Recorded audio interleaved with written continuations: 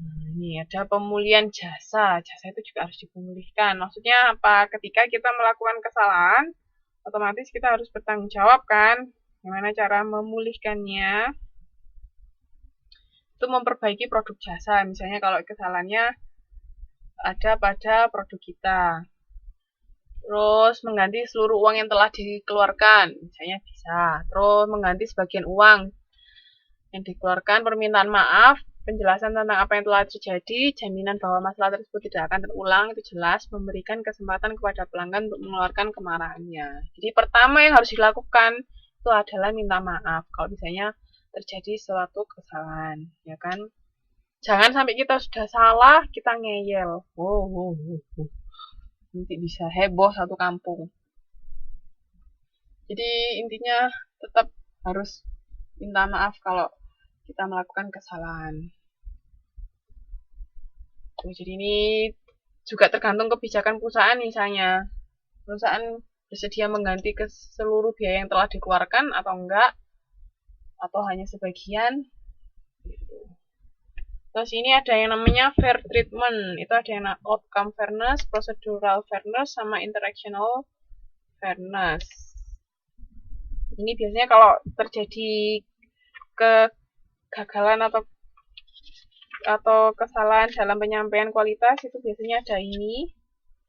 Ada 3 hal ini. Outcome fairness itu mengharapkan hasil atau kompensasi yang sesuai dengan level ketidakpuasan yang mereka rasakan. Misalnya paling nggak minta maaf atau diganti uang atau apa, itu outcome fairness. Tapi kalau procedural fairness itu pelanggan berharap keadilan dari sisi kebijakan, peraturan, sama batas waktu dari komplain. Jadi misalnya komplainnya hari ini tapi diproses perusahaan 1 tahun kemudian, kira-kira gimana?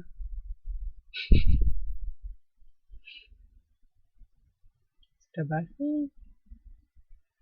Iya, jadi juga jangan terlalu lama ketika menangani komplain. Kalau intellectual fairness itu perlakuan kita terhadap pelanggan, ya kayak misalnya tadi kita yang salah tapi kita marah-marah ke pelanggan lain. Orang tambah emosi. Ini ada strategi dari pemulihan jasa itu bertindak cepat. Terus hampir sama sih sebenarnya kayak tadi sudah, ini cuman dalam bentuk bagan aja. Jadi provide adequate explanation, jadi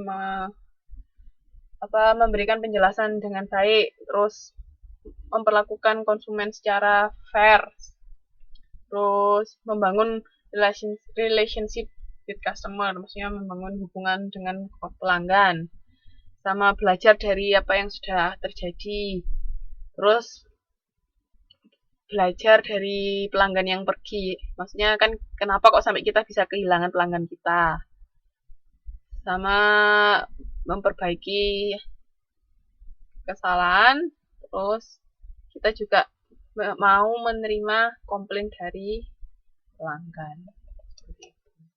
Jadi kalau ada kita bikin kesalahan, apalagi kan kalau jasa itu kan people based, maksudnya semuanya kan bergantung pada orang, karena yang menyampaikan pelayanan kan karyawan. Nah, itu kalau ada kesalahan itu gimana caranya bisa memperbaiki.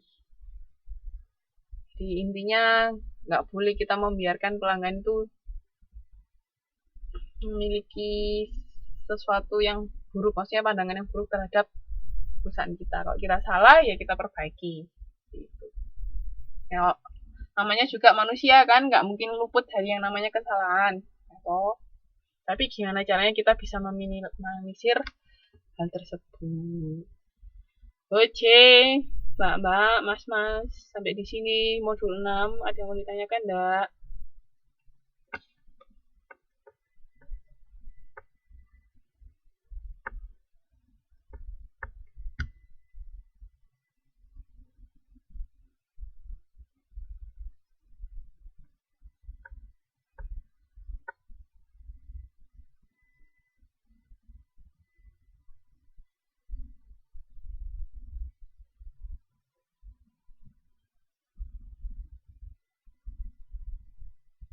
Yang lain?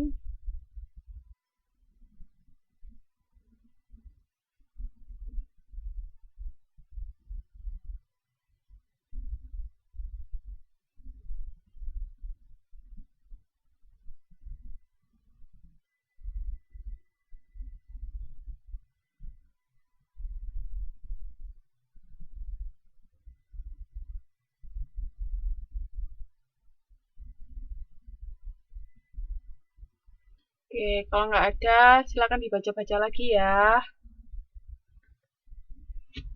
Kalau ada yang mau ditanyakan, silakan ngechat saya.